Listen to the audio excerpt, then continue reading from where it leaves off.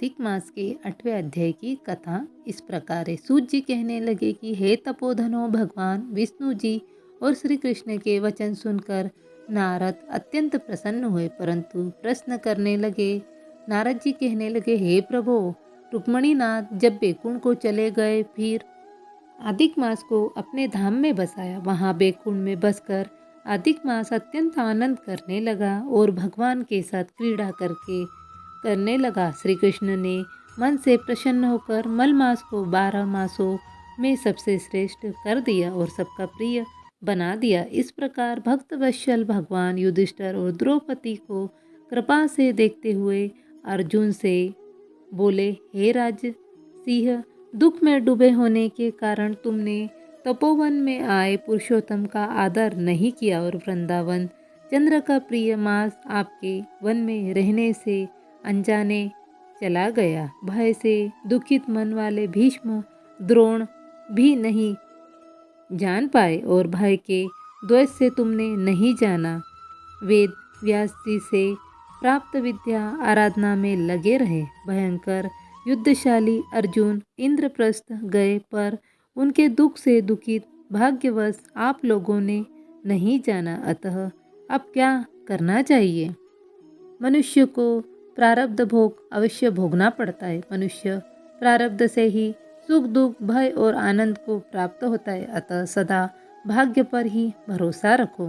हे महाराज, अब आप के दुख का दूसरा कारण कहता हूँ। इतिहास पूर्वक इस कथा को अच्छी तरह श्रवण करो। श्री कृष्ण कहने लगे, द्रौपदी पूर्व जन्म में महाभाग्यशाली ब्राह्मण की पुत्री थी। कुछ काल व्यतीत होने पर 10 वर्ष की हो गई।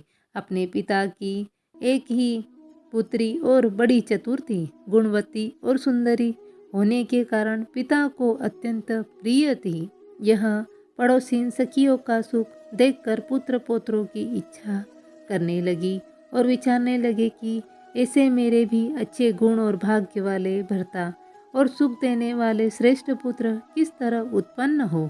परंतु प्रारब्ध ने तो पहले ही नाश कर दिया। क्या करूं? क्या किसी मुनि के पास जाऊं या किसी तीर्थ में जाकर वहां पर रहूं? मेरा भाग्य कैसे हो गया कि कोई भर्ता मेरी इच्छा नहीं करता। बड़े आश्चर्य की बात है। मेरे भाग्य से मेरा पंडित पिता भी मूढ़ हो गया है। विवाह काम प्राप्त होने पर भी मेरे जैसे मेरी जोड़ी के वर को मुझे नहीं सौंपता। मालिक के दुख की पीड़ा और कुमारी में स्वामी का सुख जैसे मेरी सखियाँ जानती है, मैं नहीं जानती।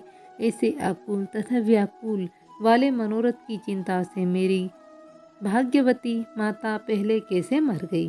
शोक और मोह की तरंगों से पीड़ित कन्या का पिता यह मेधावी ऋषिराज भी पृथ्वी में विचरने लगा, पर कन्यादान के निमित्त जोड़ी पर वर ढूंढने पर नहीं मिलने से अपने मनोरथ में निराश हो गया। पुत्री के और अपने दुर्भाग्य से टूटा संकल्प पिंजरा होने से उनको महादारुण तीव्र ज्वर हो गया। तब वह ऋषिराज पर सब शरीर से अतिशूल होने के कारण व्याकुल हो गया।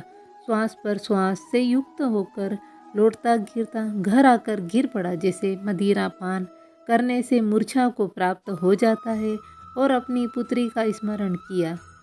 जब तक पुत्री भय से व्याकुल होकर अपने पिता के पास आई, तब तक वह मरने के सदृश हो गया।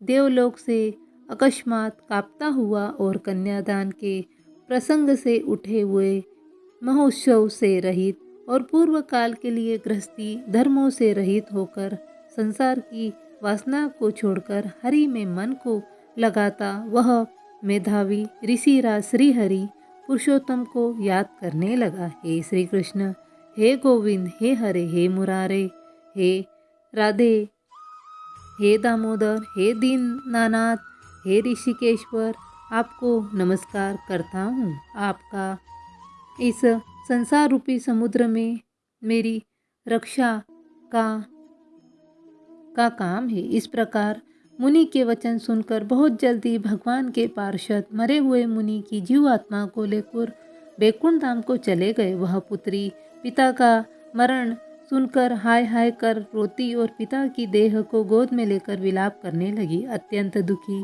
होकर दारुण विलाप करती हुई मानो उसका पिता जीवित हो अत्यंत व्याकुल होकर कहने लगी, हाय पिता, मुझको किसके सहारे छोड़कर विष्णु लोक को चले गए। हे तात, अब मैं बिना पिता के किसके पास रहूँगी। न मेरे भाई, न मेरे कोई कुटुंबी, मेरी तपस्विनी माता भी नहीं है जो मेरे भोजन तथा वस्त्रों की चिंता करती। अब इस दशा में मैं भी मर जाऊंगी, जीने से क्या काम है। उसे इस प्रकार बारंबार रोते और विलाप करते हुए सुनकर उन वन के रहने वाले ब्राह्मण कहने लगे कि अत्यंत करुणा भरे स्वर में इस तपोवन में कौन रोता है।